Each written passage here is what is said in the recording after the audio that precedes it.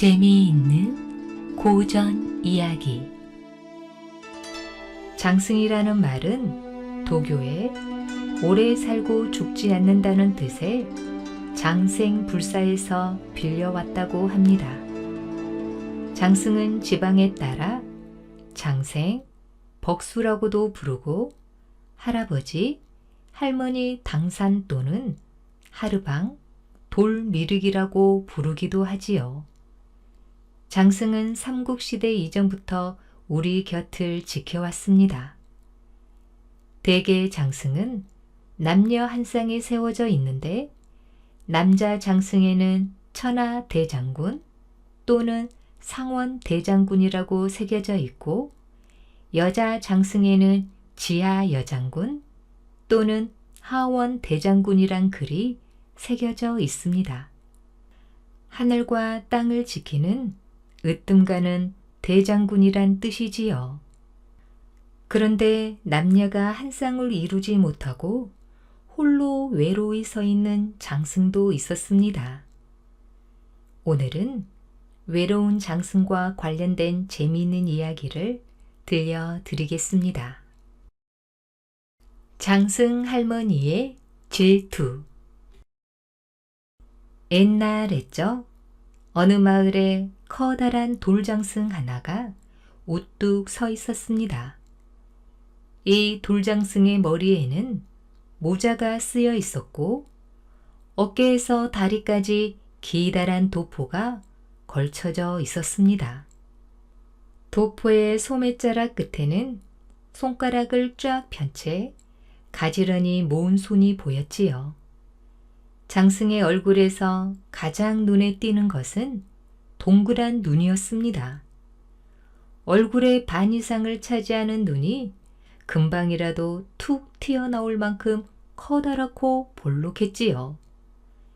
눈과 눈 사이로 내려온 세모 모양의 길쭉한 코는 크기가 주먹만 하고 두툼했으며 큼지막한 입은 윗니와 아랫니가 모두 보일 만큼 활짝 웃고 있어서 지나가는 사람을 향해 말을 거는 듯 했지요.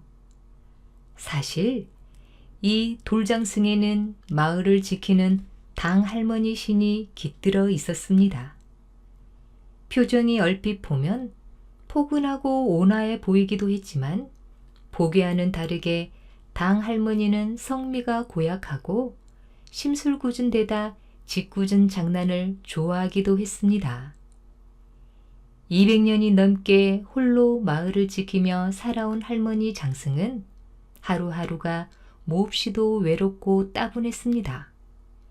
때때로 마을 사람들은 이바지를 바치며 할머니 장승에게 병을 낫게 해달라고 빌기도 하고 부자가 되게 해달라고 소원을 말하기도 했습니다.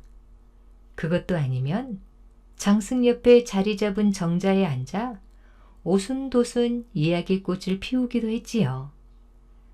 그러나 요즘은 그것조차 뜸해진 지 오래였습니다. 할머니 장승은 마을 사람들과 서먹해진 것 같아 섭섭한 마음이 들었습니다. 마을로 들어가려면 할머니 장승 앞을 반드시 지나가야만 했지요. 오늘도 할머니 장승은 두 눈을 휘둥그레 치켜뜨고 마을 앞을 주시했습니다.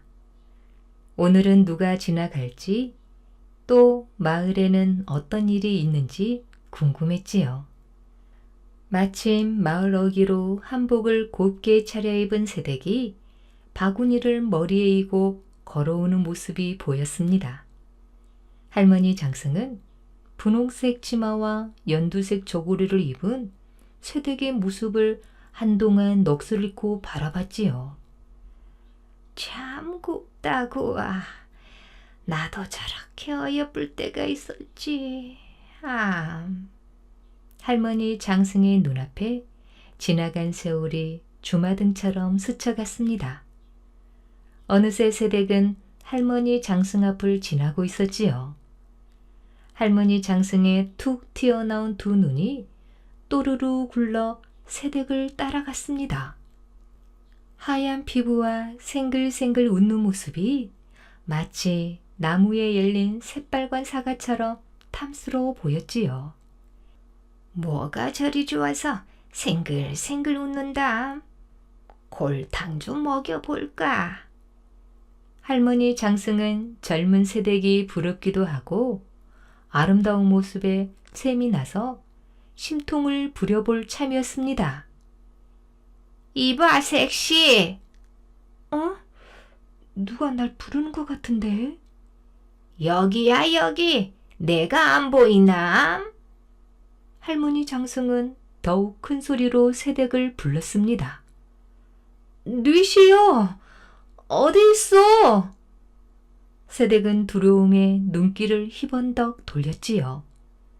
나야, 나. 뒤를 보라고. 새댁이 뒤를 돌아보자 눈을 동그랗게 뜬 장승이 떡하니 버티고 있었습니다. 아유, 깜짝이야. 새댁은 너무 놀란 나머지 뒤로 나자빠지며 엉덩방아를 찢고 말았지요. 그 바람에 바구니에 들어있던 음식이 사방에 흩어졌습니다.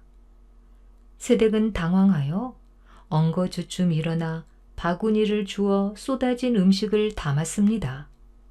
설마 이 장승이 말을 한 건 아닐 테고. 분명히 주위엔 장승 말고는 아무것도 없는데 사람 목소리가 들려오니 귀신이 고칼 노르셨지요. 웬 음식이 그리 많아? 나도 좀 주고 가. 또다시 말소리가 들리자 새댁은 기겁하고 주위를 빙빙 돌며 소리쳤습니다. 엄마야! 귀신이다! 새댁은 쏟아진 음식을 다 담지 못한 채 걸음아 나설려라 주랭랑을 치고 말았습니다. 거참, 음식이나 놓고 가라니까. 할머니 장승은 치마를 허리춤까지 올리고 속바지를 다 내보이며 도망치는 새댁의 모습을 보고 있자니 웃음이 터져 나왔지요. 혼쭐이 났겠지. 보아하니 새로 이사온 색시 같은데 감히 인사도 안 했다 이거지. 당해도 싸다 싸. 그런데 조금 있다가 주랭랑을 쳤던 새댁이 신랑을 데리고 헐레벌떡 뛰어왔습니다. 새댁은 장승 앞에 서서 손가락으로 할머니 장승을 가리켰지요. 할머니 장승은 순간 움찔에 큰 입을 앙 다물었습니다. 이 장승이에요. 글쎄, 이 장승이 말을 했다니까요. 새신랑은 어이가 없는 표정으로 새댁을 바라봤지요. 어이구, 당신 장난이 너무 심한 거 아니에요? 분명히 아무도 없었다고요. 이 장승이 말한 게 틀림없어요. 아까 저한테 말했잖아요. 다시 말해보세요. 네? 새댁이 할머니 장승의 눈을 똑바로 올려다보며 말했습니다. 할머니 장승은 입을 더욱 꽉 오므리고 아무 말도 하지 않았지요. 새신랑은 돌장승 앞에 서서 장난치는 새댁의 모습이 마냥 귀여워 보였습니다. 이 장난을 치려고 나를 여기까지 데려왔어요?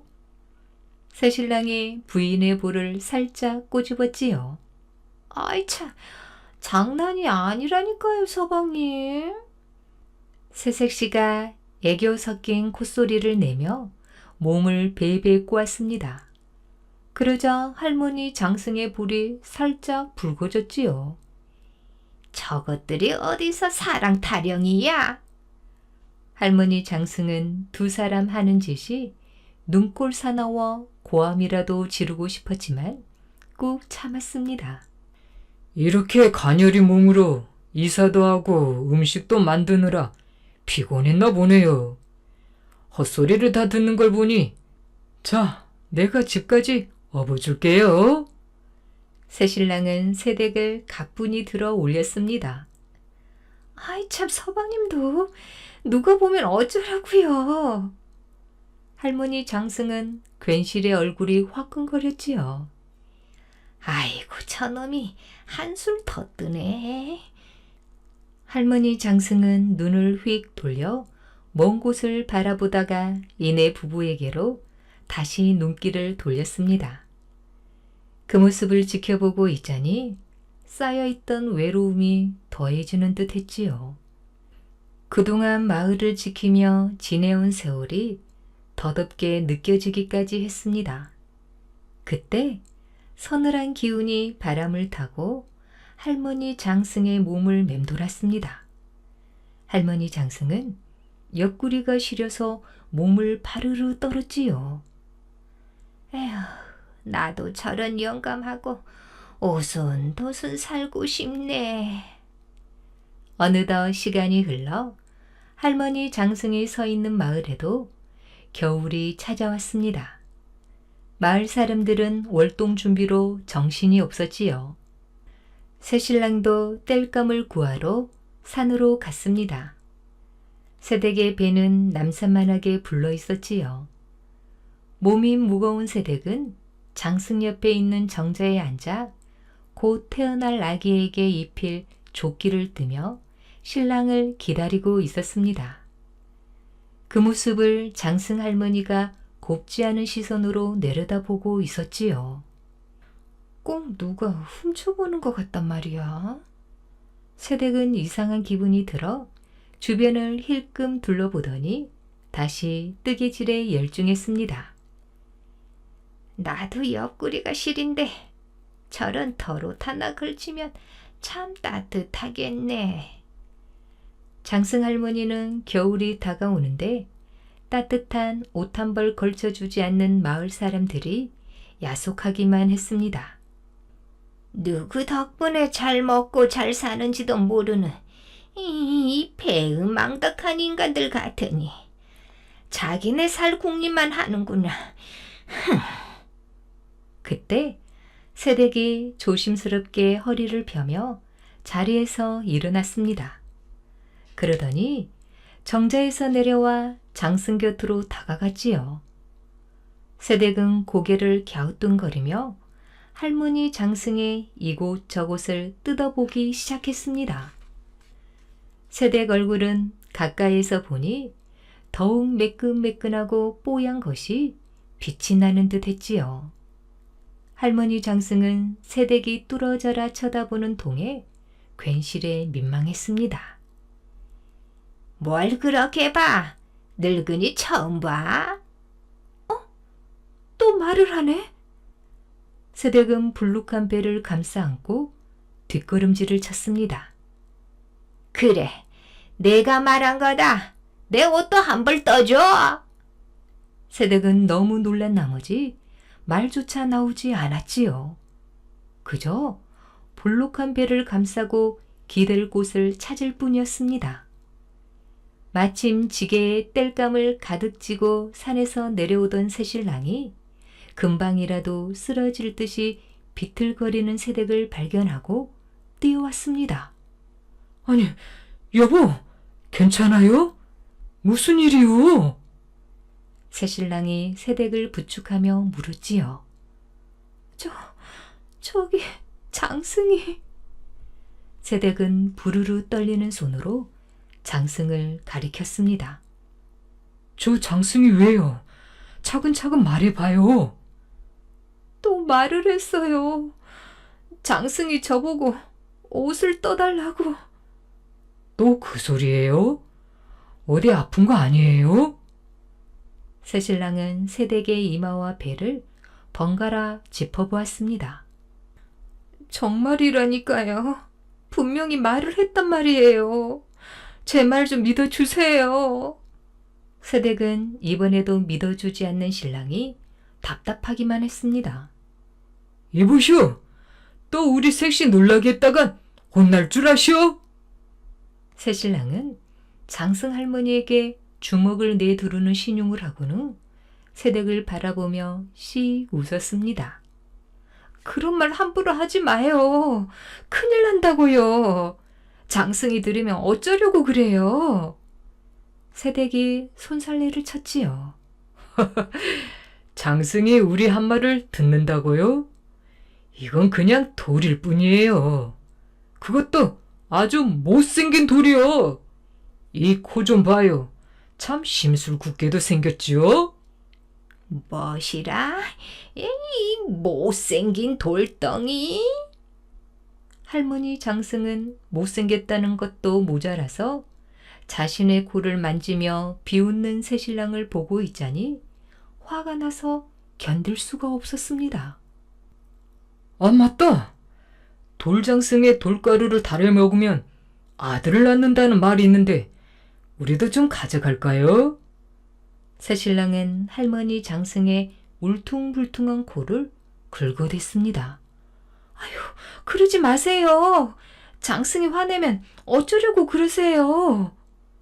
새댁은 새신랑에게 매달려 말려봤지만 소용없었습니다. 이것들이 보자 보자 하니까 이것들을 확. 할머니 장승은 코가 따끔따끔해서 눈물이 핑 돌았지요. 새신랑과 새댁은 돌가루를 종이에 잘 싸서 주머니에 넣은 뒤 집으로 돌아갔습니다. 날 우습게 봤다 이거지. 너희가 그러고도 계속 행복할 줄 아느냐? 어디 두고 봐라. 나한테 손이 발이 되도록 빌게 될 날이 올 것이야. 집으로 돌아가는 젊은 부부의 뒷모습을 바라보는 할머니 장승의 몸이 부르르 떨렸습니다. 어느덧 새댁은 건강한 사내 아이를 낳았지요. 아기는 쑥쑥 자라 아장아장 걸음마를 배워갔습니다. 그런데 어느 날부터 아기가 시름시름 앓기 시작하더니 밥도 먹지 않고 울기만 했지요. 아기의 재롱을 보며 웃음소리로 가득해야 할 집안에 아기 우는 소리만 울려 퍼졌습니다.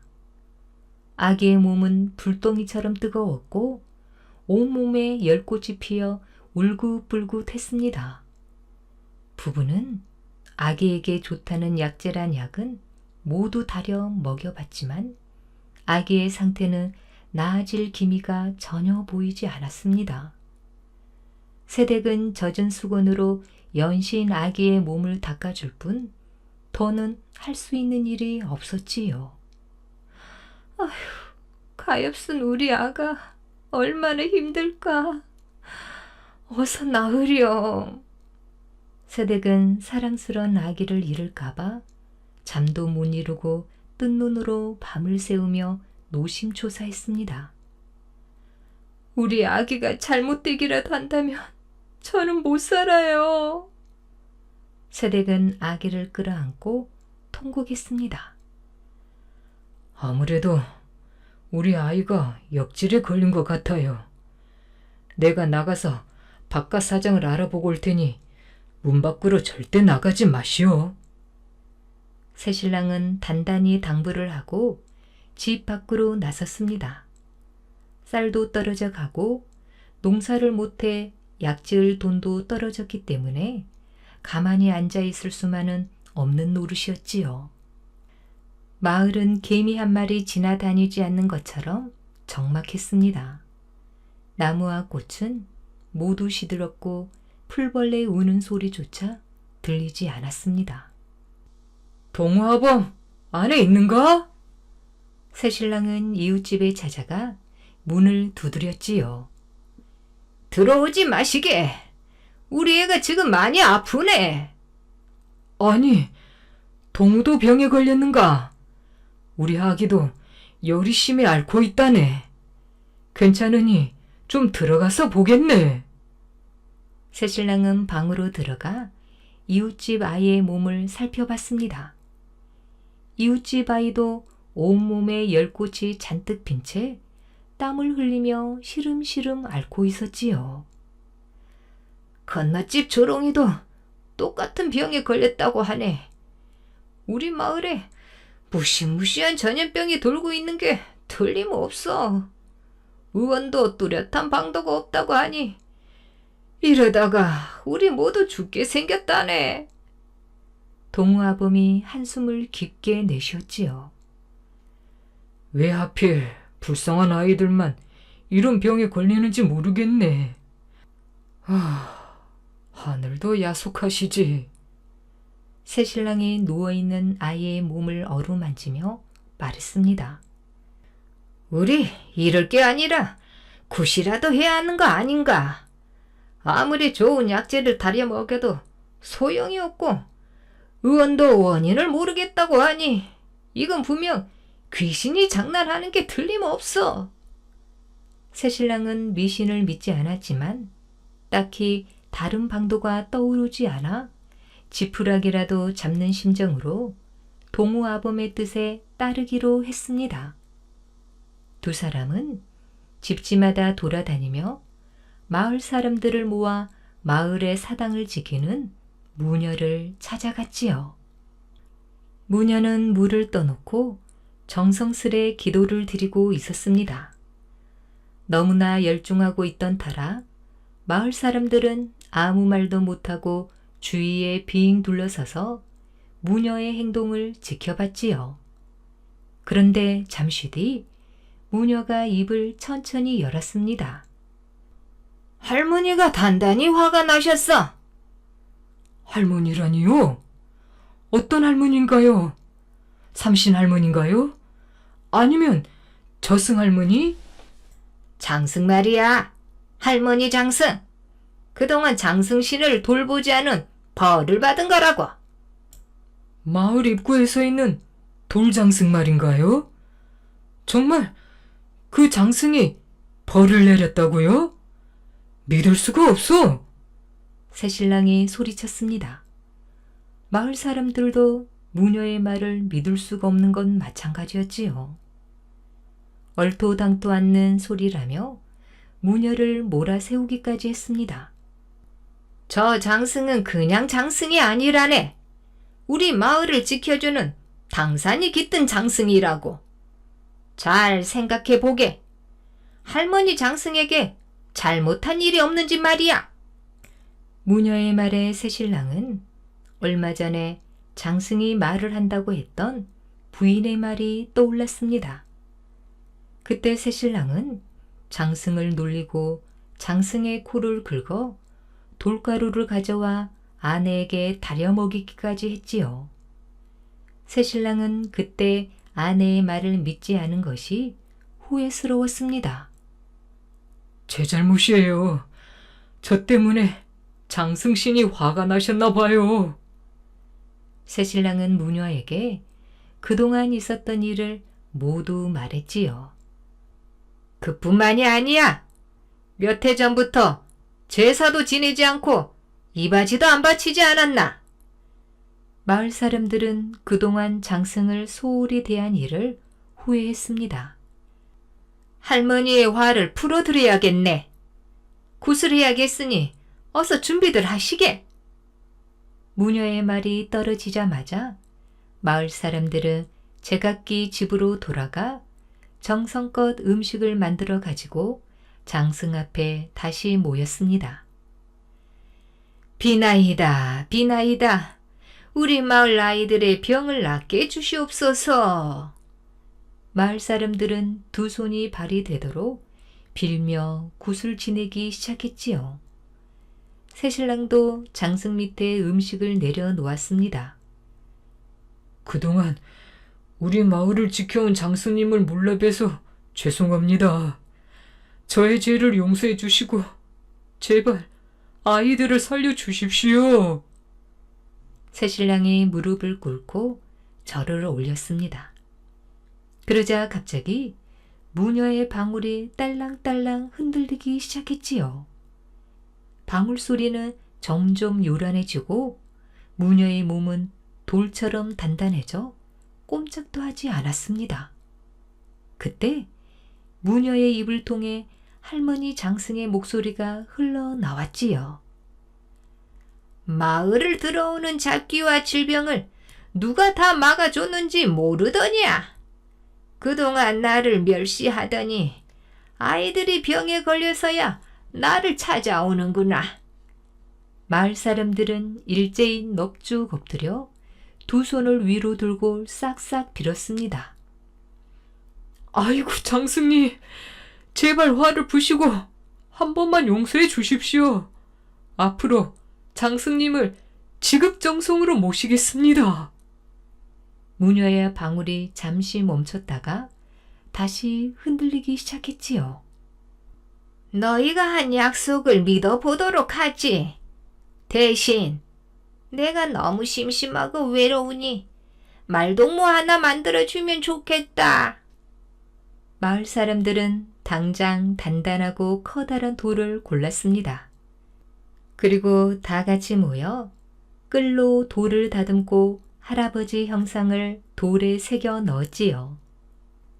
장승이 완성되자 사람들은 할아버지 장승을 할머니 장승 옆에 세워두고 정성스레 차린 음식으로 제사를 지냈습니다. 그러자 따뜻한 바람이 마을을 한 바퀴 휘돌았지요. 제사를 마친 새신랑은 서둘러 집으로 돌아가 방문을 열었습니다. 그러자 새댁이 반가운 얼굴로 신랑을 맞이했습니다. 여보, 우리 아기가 나왔어요. 거짓말처럼 열이 내리더니 방긋방긋 웃지 뭐예요. 새신랑은 새댁과 아기를 끌어안고 눈물을 흘렸습니다. 한편 할아버지 장승을 맞은 할머니 장승은 좋아서 어찌할 줄을 몰랐지요. 영감. 할머니 장승은 부끄러운 듯 살짝 고개를 떨어뜨리며 인사를 건넸습니다. 오늘 처음 봤는데 영감이라니. 에헴. 할아버지 장승은 멋쩍은 듯 헛기침을 했지요. 에이, 뭘 그러시오. 우리 둘밖에 없으니 영감이지 뭐. 이왕 이렇게 된 거 우리 잘 지내봅시다, 영감. 그 뒤로 마을에는 다신 전염병이 돌지 않아 아이들도 잘 자랐으며 평화로운 마을이 되었답니다. 암행어사와 장승. 역졸들이 대문을 박차고 관아로 우르르 들어왔습니다. 관아에 있던 수령과 아전들은 미처 숨기지 못한 서류들을 감추느라 허둥댔습니다. 그때 육두방망이를 휘두르는 역조들 사이로 요요히 관아로 들어오는 자가 있었으니 바로 청렴하고 정직하기로 유명한 박의사였지요. 관아에 있는 문서를 모조리 가져오너라. 종이 한 장이라도 빠뜨려선 안 된다. 어사의 명령이 떨어지자 역졸들은 관리들을 꼼짝 못하게 마당 한쪽에 꿇어앉히고 관아를 샅샅이 뒤지기 시작했습니다. 역시 내 예상대로였어. 백성들에게 걷어들인 세금을 사비로 탕진했군. 어사는 문서를 몇 장 넘기지도 않아 드러난 혐의에 혀를 내둘렀습니다. 이 지역 수령이 매일 호화스러운 생활을 하고 격에 맞지 않는 노비를 부린다는 소문을 듣고 이미 여러 차례 염찰을 마친 뒤였습니다. 어사는 관아의 중심인 동원 대창에 마련된 의자에 앉았지요. 어찌 지방 수령이 되어 백성이 힘들게 바친 세금을 흥청망청 썼는가? 업무를 소홀히 하고 자신의 탐욕만 채우려 한 죄를 톡톡히 지르게 될 것이다.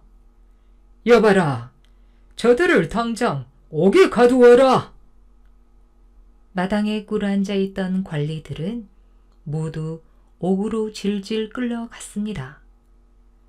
박의사는 문서를 조사하여 수령과 관리들의 잘잘못을 하나도 빠짐없이 종이에 적어 내려갔지요.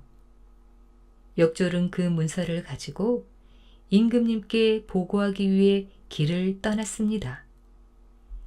임무를 마친 박의사는 허기진 배를 채우기 위해 주막으로 향했지요. 여기 국밥 한 그릇하고 수육 한 접시 주시오. 금방 가져올 테니 들어가서 몸 좀 녹이시고 있으시오. 박 의사는 주모가 안내한 복록방으로 들어갔습니다. 방 안에는 이미 한 사내가 아랫목을 차지하고 있었지요. 나그네들 여럿이 묵는 복록방 아랫목은 먼저 온 사람이 임자였습니다.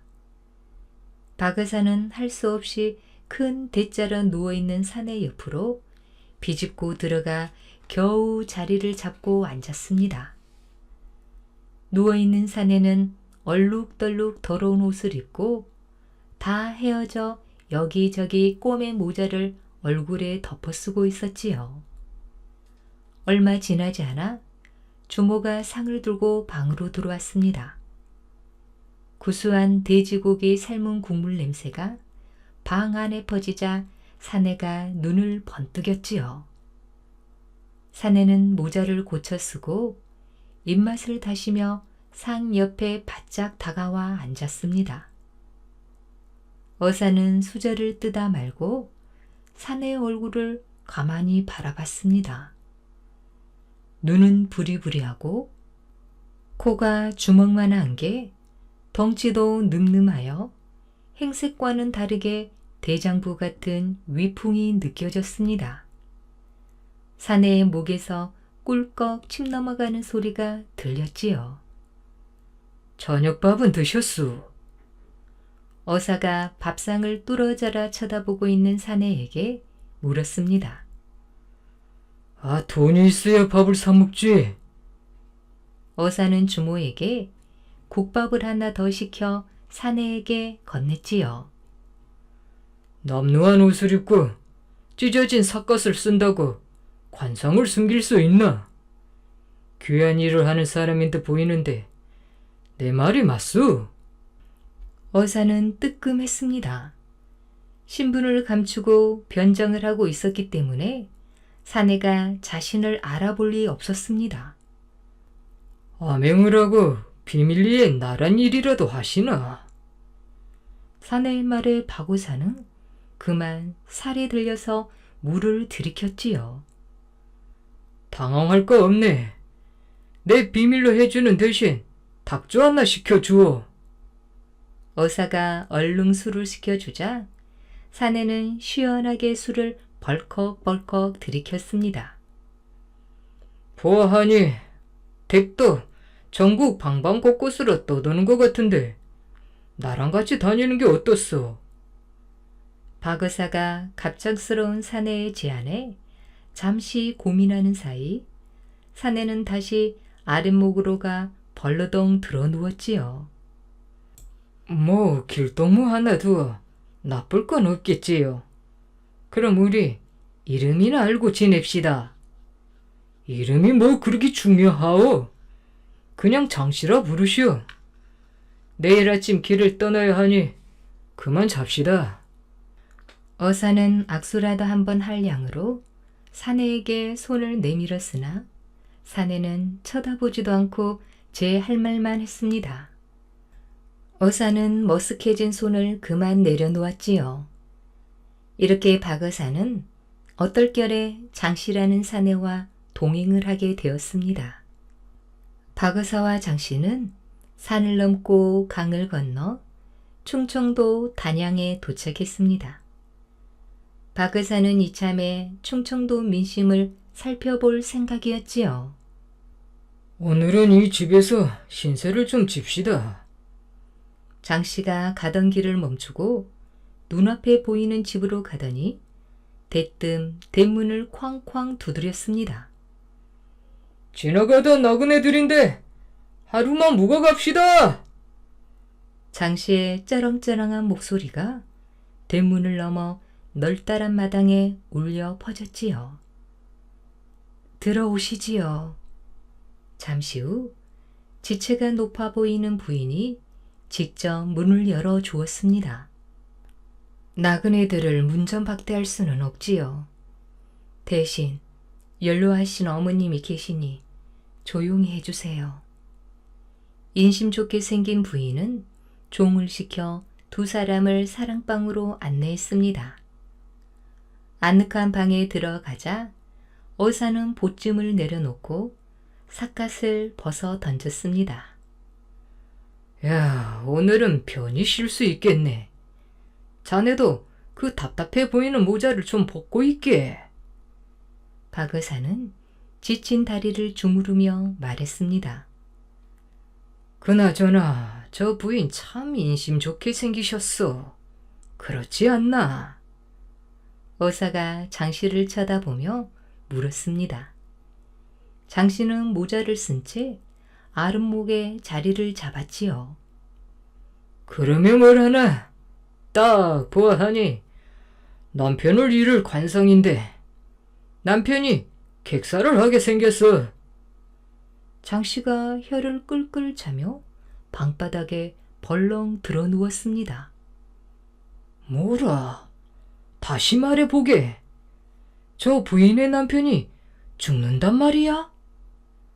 장 씨는 박 의사가 꼬치꼬치 개묻자 귀찮은 듯 팔베개를 하며 돌아 누웠습니다. 그러는 사이 부인과 하녀가 밥상을 들고 방 안으로 들어왔지요. 남편이 집에 안 계셔서 낯선 남정네들을 집에 들이는 것이 마음에 걸리지만 날도 춥고 사정이 딱해 보이는 나그네들을 그냥 보낼 수 없어 드린 것입니다. 아마 남편이 계셨어도 그렇게 했으리라 생각합니다.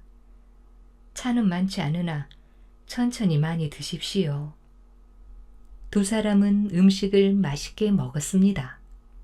식사를 마친 뒤 부인이 상을 치우기 위해 다시 들어왔습니다. 오늘 밤 비가 많이 내릴 것 같은데 주인 양반은 아직 안 들어오셨습니까? 장 씨가 넌지시 물었지요. 네, 도롱이도 안 가져갔는데 걱정입니다. 장 씨는 모자를 매만지며 부인에게 나직하게 말했습니다. 지금 당장 지붕 위에 올라가서 발상을 하십시오. 발상이라면 사람이 죽으면 치르는 상례가 아닌가? 옆에서 지켜보던 어사가 의아한 표정으로 물었습니다. 오늘 밤 남편의 상을 치르고 싶지 않으면 시키는 대로 하십시오. 남편의 적삼과 멍석을 들고 지붕으로 올라가서 곡을 하란 말이요. 그러면 남편이 살 수 있습니다. 부인은 처음 보는 나그네의 말을 믿어야 하나 말아야 하나 고민이 되었습니다. 그러다가 늦은 시간까지 들어오지 않는 남편이 걱정이 되어 장 씨의 말대로 해보기로 마음먹었지요. 부인은 옷장을 열어 평소 남편이 즐겨 입던 적삼을 챙기고 창고로 가서 멍석을 말아 지붕 위로 조심스럽게 가지고 올라갔습니다. 자리를 잡은 부인은 기와에 멍석을 깔고 북쪽을 향해 서서 왼손으로 적삼의 옷깃을 잡고 오른쪽으로는 적삼의 허리 부분을 잡은 뒤 하늘을 향해 옷을 휘둘렀습니다. 아이고, 아이고. 부인의 구슬픈 곡소리는 빗소리와 함께 심리 밖까지 울려 퍼졌지요. 아니, 이게 무슨 소리지?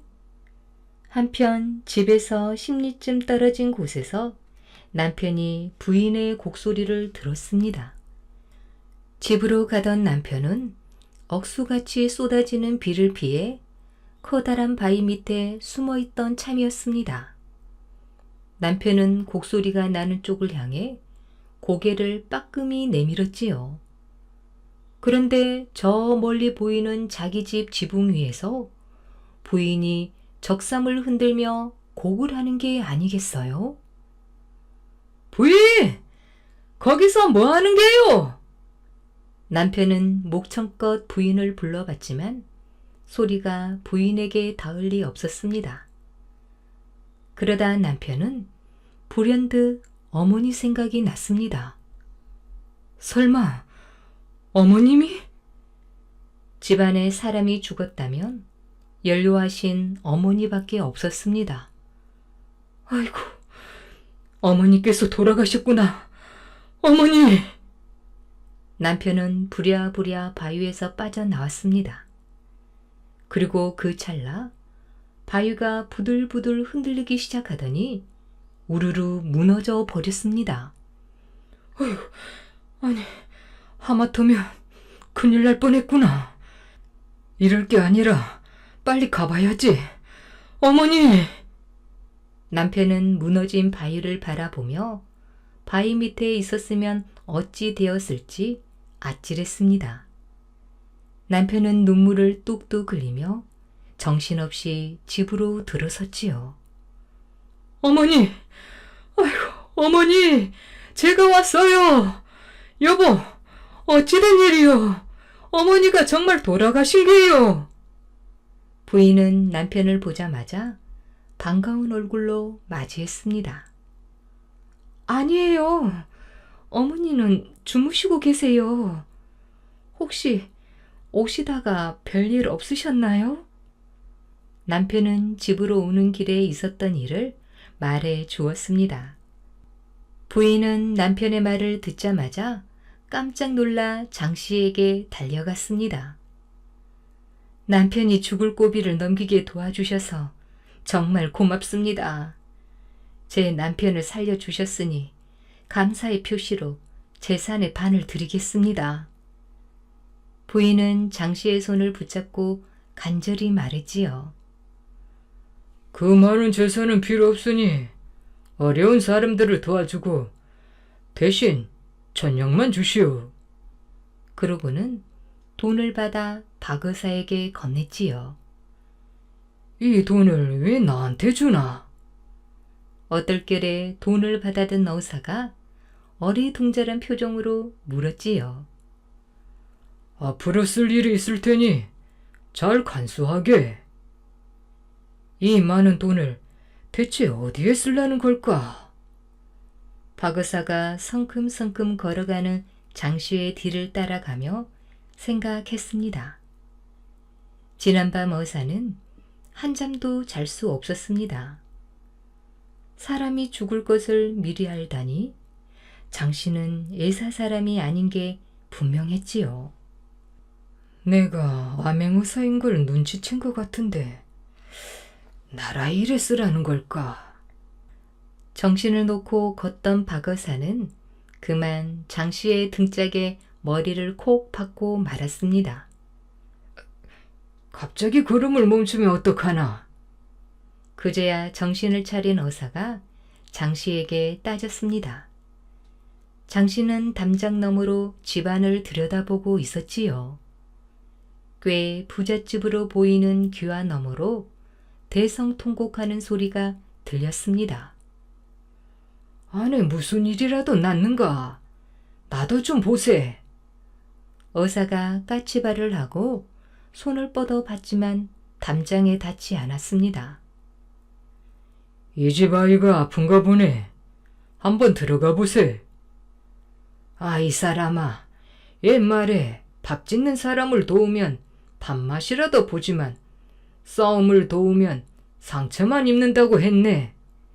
좋은 일이면 참견해도 좋지만 나쁜 일이면 아예 참견조차 하지 말라는 뜻 아니겠는가? 그냥 가세나. 장씨는 의사가 말리는데도 불구하고 대문을 두드렸습니다. 두 사람이 집 안으로 들어갔을 땐 이미 아이가 죽은 뒤였습니다. 사람들은 모두 장례 준비로 바빴지요. 그때 장씨가 무턱대고 안방으로 들어갔습니다. 5살 정도밖에 안 되어 보이는 사내 아이가 싸늘하게 식어 반듯하게 눕혀져 있었지요. 얼굴이 창백한 걸 보니 이미 숨이 끊어진 뒤 같았습니다. 불쌍한 내 새끼. 우리 귀한 아들을 잃었구나. 가족들은 싸늘하게 식은 아이의 뺨을 어루만지며 눈물을 흘리고 있었습니다. 일어나 보거라. 이렇게 죽으면 우린 어찌 살란 말이냐. 어머니가 흐느꼈습니다. 장씨는 대뜸 아이의 손목을 덥석 잡더니 맥을 짚었지요. 뉘시여. 아이의 어머니는 깜짝 놀라 뒤로 주춤 물러났습니다. 지나가다 나그네요. 제게 약효가 뛰어난 약재가 있으니 먹여보시오. 정말 죽은 아이도 살릴 수 있는 약이 있단 말이요? 어머니는 지푸라기라도 잡고 싶은 심정이었지요. 이 약 세 알을 하나씩 물에 타서 아침, 점심, 저녁에 나눠 먹이시오. 그러면 아이가 살아날게요. 대신 우리는 아이가 깨어날 때까지 이 집에서 좀 머물겠소. 장씨는 주머니에서 약을 꺼내 아이 어머니에게 주더니 사랑방으로 건너갔습니다. 다음 날 어머니는 실오라기 같은 희망으로 꽉 담은 아이의 입을 억지로 열어 약을 탄 물을 떠먹였지요. 그러자 죽었던 아이가 눈을 번뜩 뜨고는 사방을 두리번거렸습니다. 어머니는 깜짝 놀라 꿈인지 생시인지 아이의 몸을 여기저기 주물렸지요. 살아났어요. 죽었던 우리 아이가 살아났다고요. 어머니는 기쁜 마음에 문을 열고 소리쳤습니다.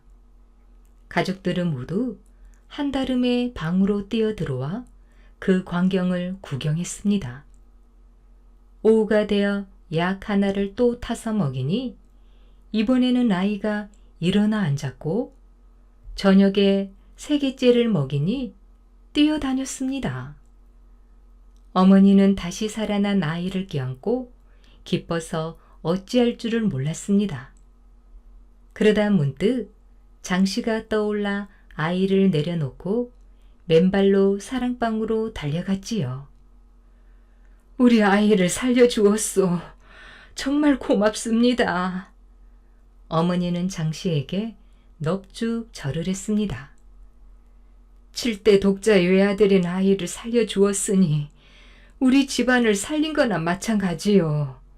내가 재산의 반을 기꺼이 내주리다. 사양하지 마시고 가져가시오. 어려운 사람들을 두루 보살피는 훌륭한 아들로 키우시오. 대신 천냥을 주시오. 장씨는 바닥에 엎드려 눈물을 흘리는 어머니를 일으켜 세우며 말했습니다. 이번에도 장씨는 천냥을 받아 박의사에게 주었지요. 앞으로 쓸 일이 있을 테니 잘 간수하게. 의사는 장씨가 신통방통하여 뚫어져라 쳐다봤습니다. 그럼 묘약은 어디서 구한 게요? 약초도 캐러 다니요. 당신은 의사 사람이 아닌 것 같소. 대체 누구시오? 의사 사람이 아니면 사람이 아닌가 보지. 혹시 귀신일까? 겁나는가? 장씨가 호탕하게 웃었습니다. 박의사는 이제 장씨와 함께 가는 길이 기대되었습니다. 오늘은 또 어떤 일이 벌어질지 궁금하기까지 했지요. 장씨는 어려운 사람을 도와주고 대가도 바라지 않으니 참 좋은 사람임에 틀림없었습니다. 자신도 탐관 오리 때문에 괴롭힘을 당하는 백성을 위한 일을 하지만 어려움에 빠진 사람들을 돕는 장씨야말로 암양의사가 따로 없다고 생각했습니다.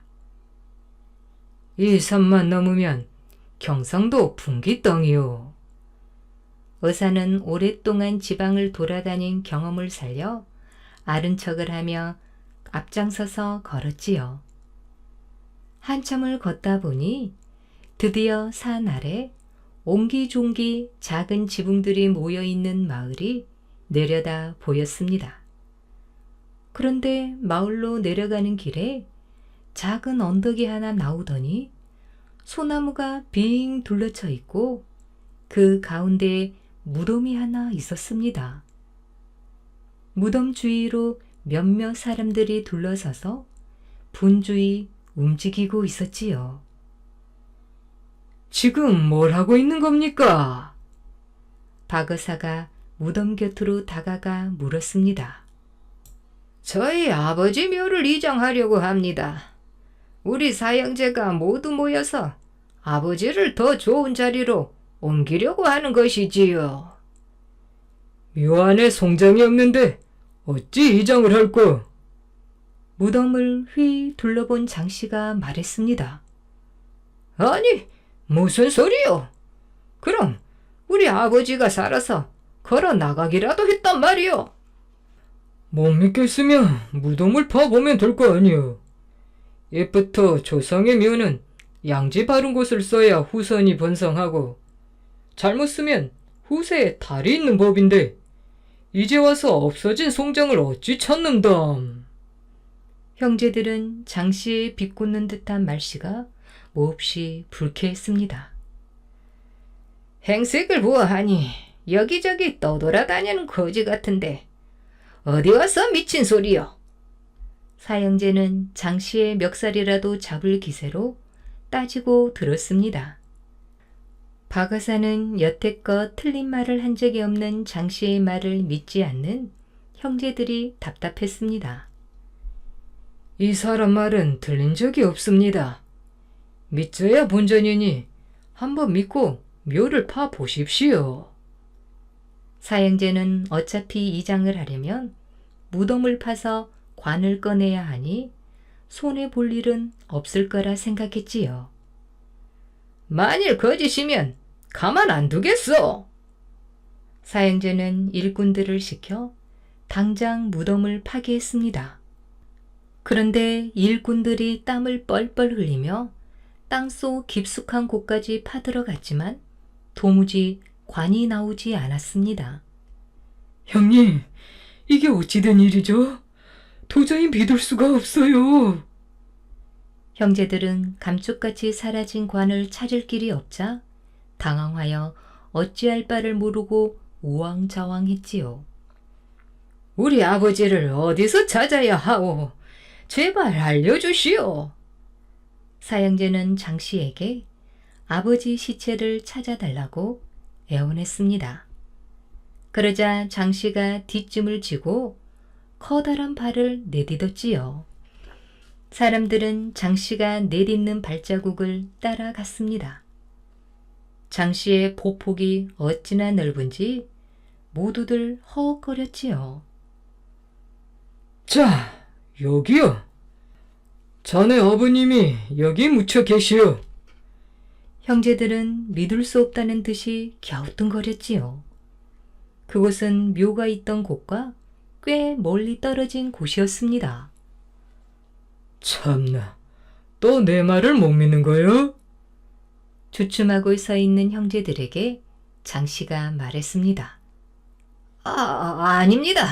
믿지요. 믿어요. 사형제는 서둘러 일꾼들과 함께 그곳을 열심히 팠지요. 그런데 삽 끄트머리가 딱딱한 것이 걸렸습니다.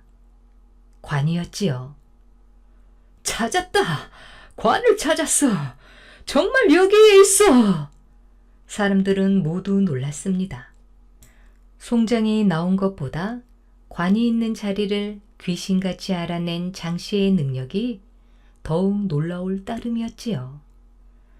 우리 아버님 송장을 찾아주셔서 정말 감사합니다. 애사뿐이 아니신데 몰라 뵙고 저희가 신뢰를 범했습니다. 장씨는 사람들이 넙죽 절을 하자 모두 물리치고 다시 큰 보폭으로 여기저기를 돌아다니다가 발바닥으로 땅을 비벼보기도 하고 같은 자리에서 콩콩 뛰어보기도 했습니다. 여기요. 여기가 명당이니 이곳에 아버님 묘를 이장하시오. 그러면 집안에 복이 들어올 거요. 사람들은 장씨의 말을 철석같이 믿을 수밖에 없었지요. 정말 감사합니다. 잃어버렸던 아버님을 찾아주시고 묘자리까지 봐주시다니 어찌 이 은혜를 갚겠습니까? 여기 2,000냥의 땅 문서까지 드릴 테니 부디 받아주십시오. 사형제는 기쁜 마음으로 돈과 땅 문서를 내밀었지만 이번에도 장씨는 호의를 뿌리쳤습니다. 명당으로 위장했으니 아버님께서 사형제를 잘 보살펴 주실 거요. 앞으로 나라에 도움이 되는 큰 일을 하며 사십시오. 그때 어사가 끼어들었지요. 대신 이 사람은 1,000냥만 받소. 1,000냥만 주시오. 장씨는 사형제에게 받은 돈을 바로 박의사에게 건넸습니다. 말 안 해도 안 해. 나중에 쓸 일이 있을 테니 잘 간수하라고. 장씨가 활짝 웃어 보였지요. 어느덧 해가 뉘엿뉘엿지고 있었지요. 박의사는 오늘도 장씨와 좋은 일을 한 게 기뻐서 한껏 들떠 있었습니다. 자, 오늘은 또 어디서 묵을 계획인가? 우리는 여기서 그만 헤어져야겠네.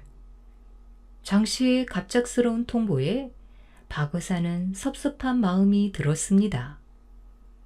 그간 정이 많이 들었는데 여기서 헤어지자니. 그리고 날이 어두워지는데 어디서 묵을 셈인가? 마을 근처까지라도 같이 가세나. 박의사가 장씨의 팔을 끌었지만 아무 소용이 없었습니다. 내 걱정은 말게.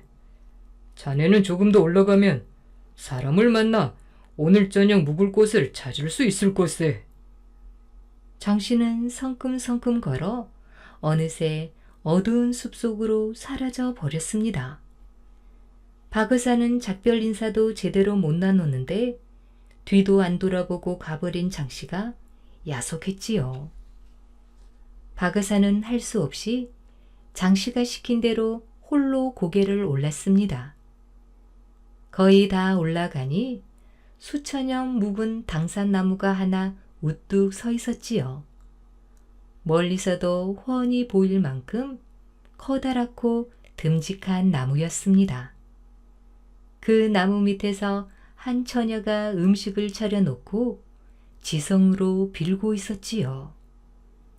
장수님, 장수님, 우리 아버지 100일 정성도 오늘이 마지막입니다. 한시 바삐, 제 아버지를 살려주세요. 비나이다, 비나이다. 박의사는 처녀에게 무슨 사정이 있기에 이렇게 정성으로 비는지 궁금해졌습니다. 무슨 소원이기에 이리도 간절히 빌고 있어. 박의사가 묻자 처녀가 울면서 대답했습니다. 우리 아버지는 관청에서 일하는 심부름꾼인데 심부름 중에 날았던 3,000냥을 잃어버렸습니다. 내일까지 3,000냥을 관청에 갖다 바치지 않으면 아버지 목을 벤다는데 돈을 구할 길이 없어 이렇게 100일 정성을 들이는 중입니다. 3,000냥이라. 그리 큰 돈을 어쩌다 잃어버렸어. 박의사는 문득 그동안 장씨가 사람들에게 받아 모은 3,000냥이 떠올랐습니다. 반드시 쓸 때가 있다고 하더니 이를 두고 한 말이었나. 의사는 보찜에서 3,000냥을 꺼내어 처녀에게 건넸지요. 자, 지성이면 감천이라는 말이 있지 않소. 처자의 간절한 기도를 이 장승이 듣고 감동했나 보. 이 돈을 가져가 아버지 목숨을 구하시오. 돈을 받아든 처녀는 감격했습니다. 장승님, 감사합니다. 이런 귀인을 만나게 해주시다니 제 기도를 들어주셨군요. 이 은혜를 꼭 갚겠습니다. 박의사는 장승 가까이 다가가 나무에 새겨진 얼굴을 가만히 살펴봤습니다. 그런데 가만 보니 어디서 많이 본 얼굴이었지요. 가만히 있자. 이 사람 장씨가 아닌가? 박의사는 장씨와 쏙 빼다 박은 장승을 어루만졌습니다. 큰 눈과 오뚝한 코, 큼직한 키와 몸짓, 잠시라도 벗지 않았던 모자까지 똑같은 게 틀림없는 장씨였지요. 그때 연신 장승에게 절을 하고 있던 처녀가 고개를 들고 물었습니다. 이분을 아십니까? 이 장승님의 이름은 장성식이옵니다. 몇백 년 전부터 우리 마을을 지켜주시는 당산 신이시죠. 처녀의 말을 들은 어사는 망치로 머리를 얻어맞은 듯 했습니다. 그렇구나. 자네가 장승이었어. 내가 그동안 장성식이라는 장승과 동행을 했구나. 호호. 처녀가 어이없이 웃는 박의사를 빤히 바라보며 말했지요. 해가 저물었으니 우선 저희 집으로 가시지요. 변변한 차는 없으나 식사를 대접해 드리겠습니다. 그리고 아버지를 구해주신 은혜는 꼭 갚을 테니 성함이라도 알려주세요. 내 이름은 박문수요. 내게는 은혜를 갚지 않아도 돼요. 대신 이 장승에게 제사를 지내주고 지금처럼 잘 보살펴 주오. 처녀는 지금보다 더 지극정성으로 장승을 모시겠다고 결심했습니다. 두 사람은 장승에게 절을 하고는 서둘러 처녀의 집으로 향했지요. 그날 밤 박의사는 그간 장씨와 있었던 일들을 적어 임금님께 보냈습니다. 그 글을 읽은 임금은 전국에 있는 장승을 잘 보존하라는 어명을 내렸답니다. 오늘 준비한 이야기는 여기까지입니다. 더 재미있는 이야기로 다시 만나겠습니다. 꿀잠 주무세요.